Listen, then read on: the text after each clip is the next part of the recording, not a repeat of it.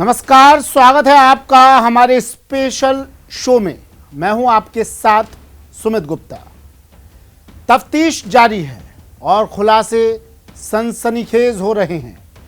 आरोपी आफताब कुछ कह रहा है और जांच में कुछ और ही सामने आ रहा है। यानी साल 2022 के सबसे बड़े मर्डर मिस्ट्री में आफताब लगातार पुलिस को गुमराह कर रहा है। कबूल तो कर रहा है कि हाँ, मैंने गुस्से में श्रद्धा को मार डाला, पर जांच को भटकाने की भी कोशिश कर रहा है। अब तो आफताब का पॉलीग्राफ टेस्ट राउंड 1 हो चुका है और बारी राउंड 2 की है, जिसके बाद तैयारी नार्को टेस्ट की भी है, ताकि डबल टेस्ट से यह पता चल जाए कि आखिर सच क्या है और झूठ क्या।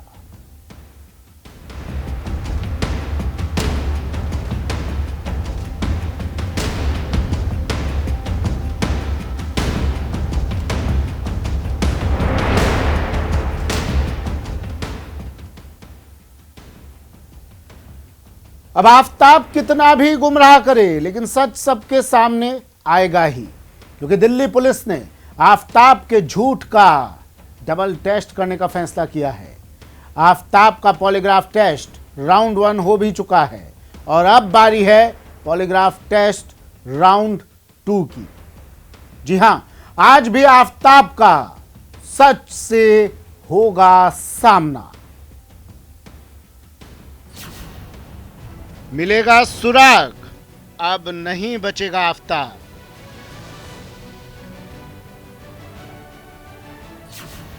आफताब के झूठ का double taste.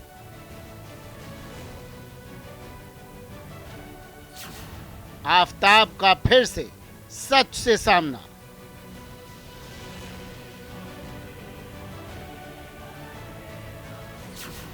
Polygraph test round 2। मंगलवार को दिल्ली पुलिस की टीम पॉलीग्राफी टेस्ट के लिए आफताब को एफएसएल लेकर पहुंची थी। इस दौरान आफताब बिल्कुल कॉन्फिडेंट लग रहा था। उसके चेहरे पर ना तो कोई डर था और ना ही कोई शिकन। इस दौरान पहले प्री पॉलीग्राफी टेस्ट हुए और फिर पॉलीग्राफी टेस्ट शुरू हुआ और फिर आफताब से कई सवाल पूछे गए। कुछ सवाल अपराध से जुड़े हुए भी थे। पॉलीग्राफी टेस्ट में आफताब से 15 से 20 सवाल पूछे गए, जिसमें कुछ सवाल अपराध से जुड़े हुए भी थे। श्रद्धा को कैसे मारा, कैसे हथियार इस्तेमाल किए गए थे, क्या उसकी बॉडी के टुकड़े किए गए थे, शरीर के टुकड़ों को कहां फेंका गया है, क्या उसने पहले से श्रद्धा को मारने का प्लान बनाया था, इस हत्याकांड में कोई और भी शामिल था। ये कुछ ऐसे सवाल थे जो पॉलीग्राफ टेस्ट राउंड 1 में आफताब से पूछे गए। दरअसल जब आप सवाल पूछते हैं तो हार्ट बीट में कोई बदलाव होता है, मांसपेशियों में किसी तरह का बदलाव देखा जाता है, पल्स रेट में कोई बदलाव देखा जाता है, सांस की गति में कोई बदलाव देखा जाता है। इसकी जानकारी पॉलीग्राफ टेस्ट में मिलती है। पॉलीग्राफ टेस्ट को लाइट डिटेक्टर टेस्ट भी कहते हैं। शरीर की गतिविधियों से सच और झूठ का पता चलता है। पॉलीग्राफ टेस्ट के लिए एक विशेष मशीन का इस्तेमाल होता है। मशीन में blood pressure, pulse rate, heart beat record होती है। शरीर की गतिविधियां बदले तो आदमी झूठ बोल रहा है, शरीर की गतिविधियां सामान्य रहे तो आदमी सच बोल रहा है। अभी तक आफताब ने पुलिस को जो कहानी बताई है वो सही है या नहीं, इसका पता लगाने के लिए आरोपी आफताब का पॉलीग्राफी टेस्ट यानी लाइट डिटेक्टर टेस्ट करवाया गया। इस दौरान आफताब से 15 से 18 सवाल पूछे गए। पॉलीग्राफी टेस्ट राउंड 1 के बाद बारी पॉलीग्राफी टेस्ट राउंड 2 की है। श्रद्धा मर्डर केस में किसी भी ठोस नतीजे पर पहुंचने से पहले अब दिल्ली पुलिस की टीम को पॉलीग्राफी और नार्को टेस्ट की रिपोर्ट का इंतजार है। पॉलीग्राफी टेस्ट की प्रक्रिया शुरू हो चुकी है और अब जल्द ही आफताब का नार्को टेस्ट भी करवाया जा सकता है। Bureau report, news 18 network. Polygraph test round 2 तो होने वाला है, उसके बाद तैयारी है नार्को टेस्ट की, जिसके बाद वो सच जिससे अब तक आप अनजान थे उसका हर राज खुल जाएगा। हर वो सवाल जो श्रद्धा के मर्डर केस से जुड़ा है उसका जवाब दिल्ली पुलिस को मिल जाएगा, क्योंकि नार्को टेस्ट में हर राज का पर्दाफाश होगा और श्रद्धा के मर्डर की हर गुत्थी सुलझ जाएगी। आफताब का होगा पूरा हिसाब किताब।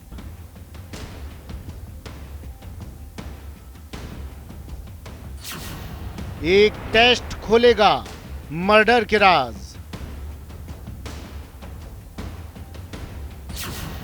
नार्को टेस्ट से होगा सबसे बड़ा पर्दाफाश। 18 मई की रात के सच को आफताब ने अब भी अपने सीने में छिपा कर रखा है, लेकिन अब वो राज ज्यादा दिन तक आफताब छिपा नहीं पाएगा, क्योंकि एक टेस्ट उसकी खौफनाक करतूत की एक एक परत खोलने जा रहा है। अब जल्द ही दिल्ली पुलिस इस टेस्ट के जरिए 18 मई की उस खौफनाक रात के बारे में पूरा सच उगलवाएगी, क्योंकि लगातार आफताब अपने बयान के जरिए मामले को उलझाने की कोशिश कर रहा है, जिसकी वजह से अब तक कई सबूत पुलिस के हाथ नहीं लग सके हैं। इसके साथ ही ये सामने नहीं आ पाया है कि आखिर आफताब ने श्रद्धा को बेरहमी से मौत के घाट क्यों उतार दिया। पॉलीग्राफ टेस्ट के साथ साथ अब पुलिस नार्को टेस्ट भी करना चाहती है, जिससे इस पूरे मामले की गुत्थी को सुलझाया जा सके और कोर्ट के साथ साथ आरोपी आफताब भी नार्को टेस्ट के लिए राजी हो चुका है। इस टेस्ट में कुछ दवाओं का होता है इस्तेमाल। ये हैं सोडियम पेंटोथल, स्कोपोलामाइन और सोडियम अमाइटल। इन दवाओं को ट्रुथ सीरम के नाम से जाना जाता है। नार्को टेस्ट से पहले सब्जेक्ट को एनेस्थीसिया दिया जाता है। टेस्ट के दौरान जागरूकता कम होती है। इस टेस्ट में मन गढ़ंत जवाब नहीं दिया जा सकता।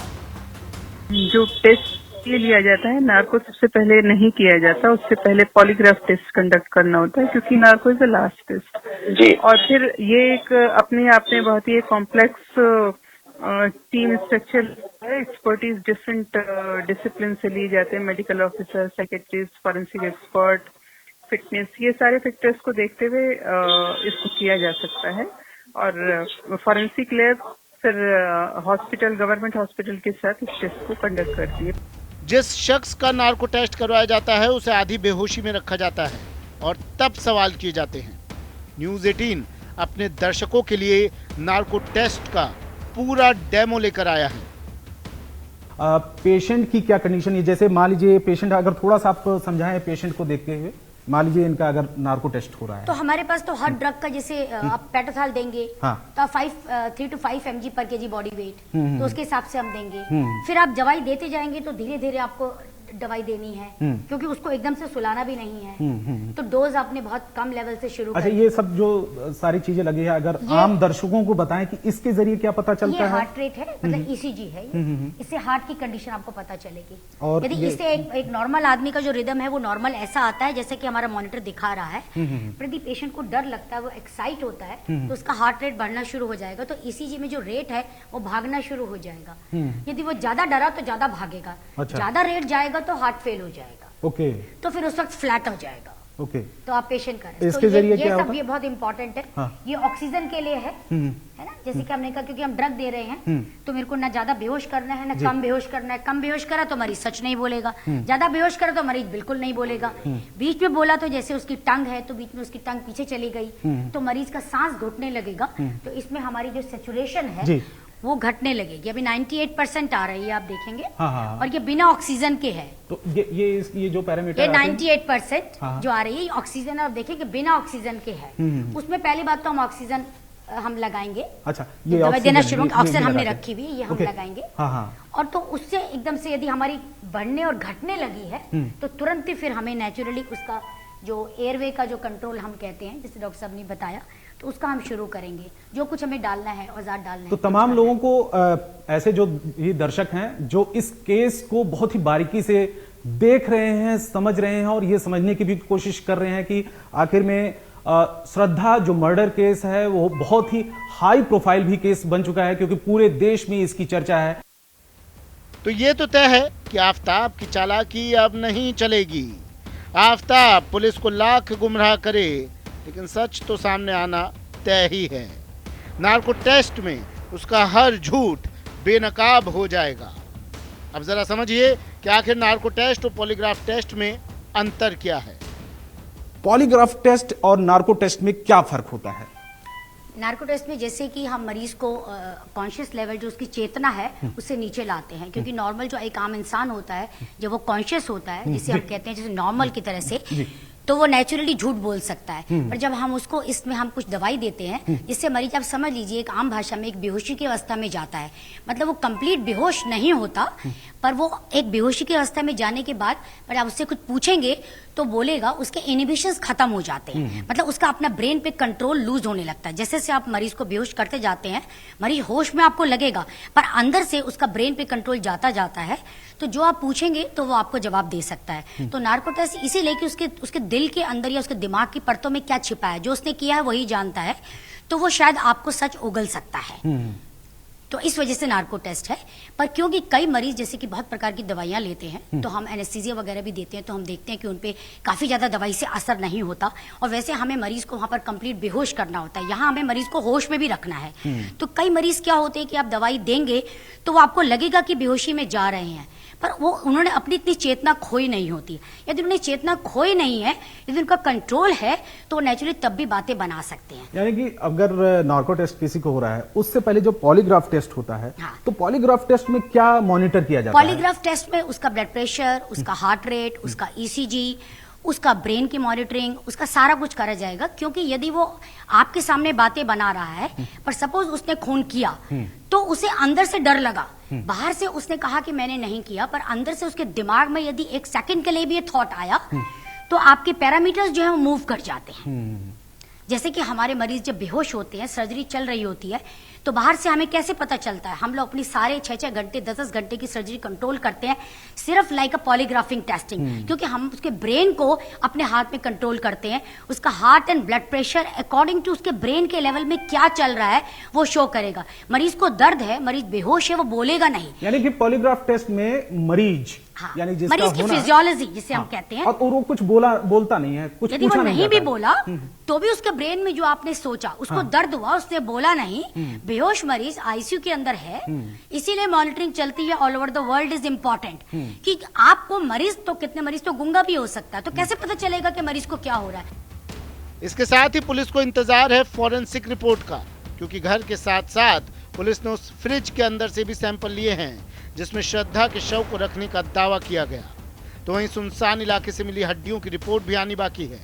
यानी अब आफताब का बचना नामुमकिन है, क्योंकि उस पर जांच का फंदा तेजी से कसता जा रहा है।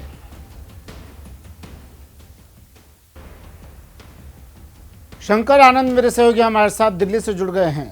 नार्को टेस्ट क्या है, पॉलीग्राफी टेस्ट क्या है, बारीकी से शंकर हमने दर्शकों को समझा दिया। अब पॉलीग्राफी टेस्ट राउंड 2 आफताब का होना है। राउंड 2 की जरूरत क्यों पड़ रही है, और क्या अब अपडेट इस पूरे मामले को लेकर क्या क्या, और अब स्टेप बाय स्टेप आगे बढ़ेगी पुलिस, जांच करने वाले तमाम लोग?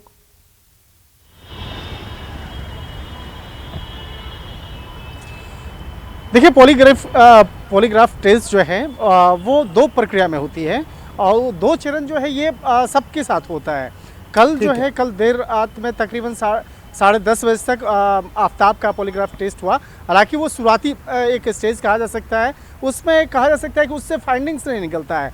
आज जो पॉलीग्राफ टेस्ट हो रहा है वो उसका एक मेन पॉलीग्राफ टेस्ट आज हो रहा है। कल वो एक मेडिकल एक कहा जा सकता है कि मेडिकल चेकअप जैसा जो है एक व्यवस्था होता है, कि मेडिकल चेकअप होता है, उसके सारे प्रोसेस जो है उसको देखा जाता है, और उसके बाद आज सुबह से आज पॉलीग्राफ टेस्ट जो है वो प्रारंभ हो चुका है। और पॉलीग्राफ टेस्ट जो है वो एक सामान्य तौर पर एक आम बोलचाल की भाषा में मैं समझाना चाहूँगा कि एक ऐसी स्थिति होती है कि आपको इंजेक्शन दिया जाता है। इंजेक्शन देने के बाद आपका दिमाग इस स्थिति में पहुंच जाता है कि आप झूठ बोलने के लिए बहुत ज़्यादा दिमाग अपना एक बल प्रयोग नहीं कर पाएंगे। आपसे पूछा जाएगा कि शंकर आपका नाम क्या है, या आपका नाम क्या है, तो मैं साधारण शब्दों में मैं आपने बोलूँगा मेरा नाम शंकर है। मैं झूठ बोलने की कोशिश नहीं कर सकता हूँ, मैं अपने दिमाग पर बहुत ज़्यादा बल नहीं दूंगा या बहुत ज़्यादा चालाकी करने की कोशिश नहीं करूँगा। तो एक तरह से समझा जा सकता है कि एक बेहोशी की एक ऐसी स्थिति होती है जहाँ पर आपके मन में जो आपका एक स्पष्ट एक कोरा कागज़ होता है वैसा ही आप जवाब देंगे, आप उस वक्त में बहुत ज़्यादा छलकपट नहीं कर पाएंगे। लेकिन एक बात मैं समझाना चाहूँगा कि ये पॉलीग्राफी टेस्ट जो है इसकी क्या औपचारिकता है। देखिए ये बहुत ज़्यादा कोर्ट में मान्य नहीं होता है, कोर्ट में पॉलीग्राफी टेस्ट का कोई बहुत ज़्यादा औचित्य नहीं होता है क्योंकि आप होश में नहीं होते हैं, इसलिए कानून के दायरे में उसको बहुत सही नहीं माना जाता है। और इसके बाद अब क्या होगा कि इसके बाद आफ्ताब का नार्को टेस्ट होगा। नार्को टेस्ट भी कोर्ट में बहुत ज़्यादा मान्य नहीं होता है, लेकिन इतना समझा जा सकता है कि एक मोटी तौर पर कि यह आरोपी झूठ बोल रहा है या सही बोल रहा है। तो इन्वेस्टिगेशन के दौरान में कई चीज़ों को समझने का प्रयास किया जाता है और कई बार होता है कि क्या तुमने मर्डर किया, ऐसे सवाल भी आज पूछे जा रहे हैं। आफ्ताब ये बताओ क्या आपने श्रद्धा की हत्या की? तो आम बोलचाल में वो बता सकता है कि हाँ मैंने हत्या किया। तो आप यानी ये माना जाए आज का दिन बेहद अहम है, बेहद खास है, पॉलीग्राफी टेस्ट होना है और आज कुछ बड़े खुलासे आफ्ताब कर सकता है इस टेस्ट के दौरान।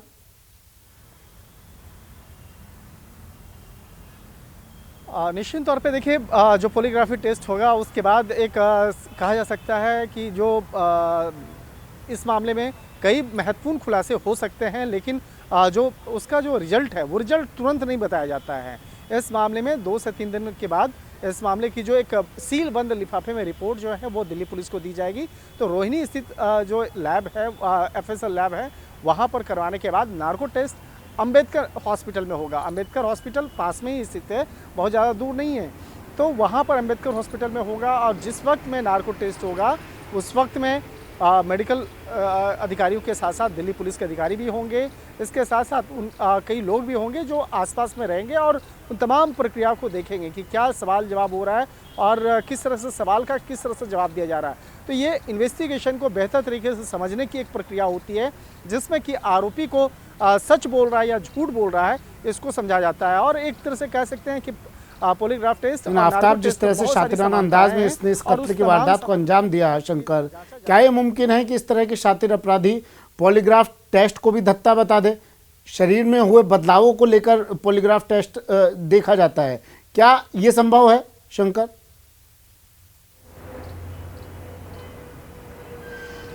हाँ ये बात तो आपने सही कहा है कि कई बार जो चालबाज होते हैं, बेहद शातिर अपराधी जो होते हैं वो कई बार इस तरह के वो जब बेहोशी की हालत में भी होता है तो उस वक्त में भी वो झूठ बोलने की कोशिश करता है या पुलिस को घुमाने का प्रयास करता है। एक बहुत अच्छी एक एग्जाम्पल। ठीक, चलिए शुक्रिया शंकर तमाम जानकारी के लिए, हमारे साथ जुड़ने के लिए। शंकर आनंद मेरे सहयोगी हमारे साथ जुड़े दिल्ली से। पॉलीग्राफी नार्को होना है आज, आफ्ताब का क्या कुछ राज उगलेगा? आफ्ताब ये आज साफ होगा। नार्को टेस्ट से उम्मीद है कि श्रद्धा मर्डर मिस्ट्री के खुलासे की, लेकिन इस बीच नया खुलासा भी हुआ है। खुलासा कि आफ्ताब श्रद्धा के बॉडी के टुकड़ों का पूरा हिसाब रखता था, शव के टुकड़े कहां कहां फेंके थे उसका नक्शा भी आफ्ताब ने बनाया था। 10 दिन से जांच, कहां फंसी फांस, कब सुलझेगी श्रद्धा की मर्डर मिस्ट्री? तफ्तीश तेज, खुलासे होंगे सनसनीखेज।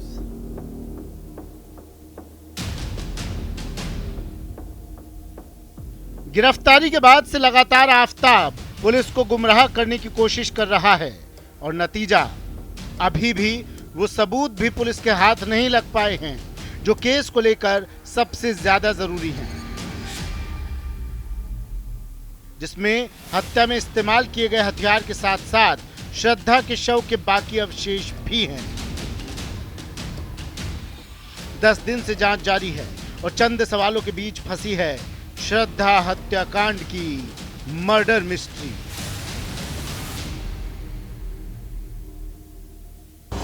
सवाल नंबर 1, श्रद्धा का मर्डर क्यों किया? सवाल नंबर 2, श्रद्धा का मर्डर कैसे किया? सवाल नंबर 3, श्रद्धा का शव कहां ठिकाने लगाया? सवाल नंबर 4, मर्डर वेपन और अन्य सबूत कहां हैं? सवाल नंबर 5, हत्या में और कौन कौन लोग शामिल हैं?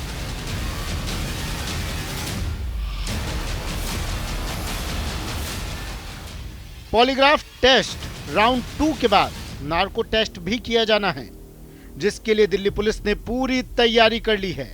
लेकिन इस बीच रोज नए नए खुलासे हो रहे हैं।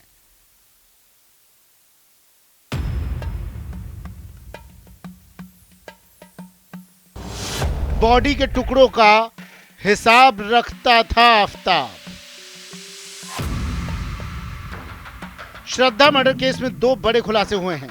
पहला ये कि उसने श्रद्धा के शव के टुकड़े कहां कहां फेंके थे, उसका नक्शा बनाया है। दूसरा, आफताब के फ्लैट से एक नोट मिला है जिसमें वो श्रद्धा के टुकड़ों का हिसाब किताब लिखता था। श्रद्धा के 35 टुकड़े करने वाला आफताब रोजाना रात को 2:30 बजे अपने फ्लैट से निकलता था और श्रद्धा के एक एक टुकड़े को ठिकाने लगाकर वापस फ्लैट पर ही लौट आता था।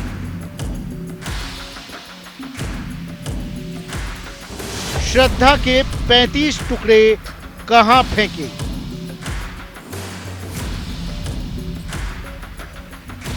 पिछले 10 दिन से पुलिस ये जानने की कोशिश कर रही है कि आफताब ने श्रद्धा के 35 टुकड़ों को कहां फेंका है। इसके लिए दिल्ली पुलिस की टीमें कई जगहों पर पड़ताल कर चुकी है। इसके साथ ही यह भी पता लगाने का प्रयास किया जा रहा है कि आफताब ने श्रद्धा के 35 टुकड़े ही क्यों किए थे। दिल्ली पुलिस सबूतों की तलाश में भटक रही है। जबड़ा और दांत सबसे बड़ा सबूत।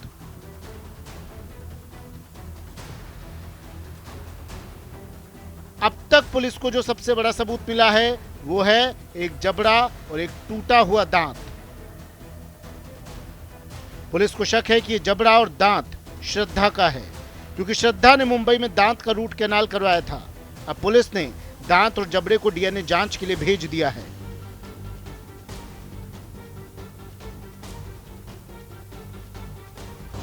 छह महीने का अतीत खंगाल रही है पुलिस।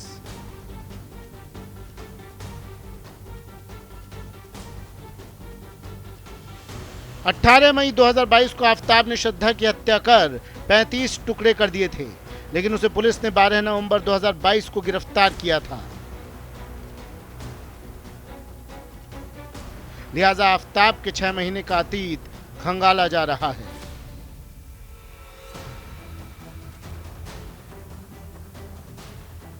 फ्लैट से लेकर हर उस लोकेशन तक पुलिस जांच कर रही है जहां आफताब जाता रहा और श्रद्धा की लाश के एक एक टुकड़े को ठिकाने लगाता रहा।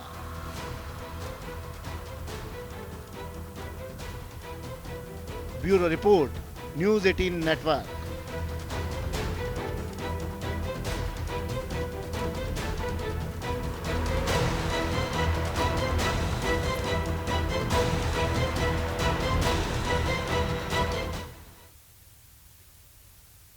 आफताब के झूठ का डबल टेस्ट। हमारे इस खास पेशकश में इतना ही। दीजिए इजाजत, नमस्कार।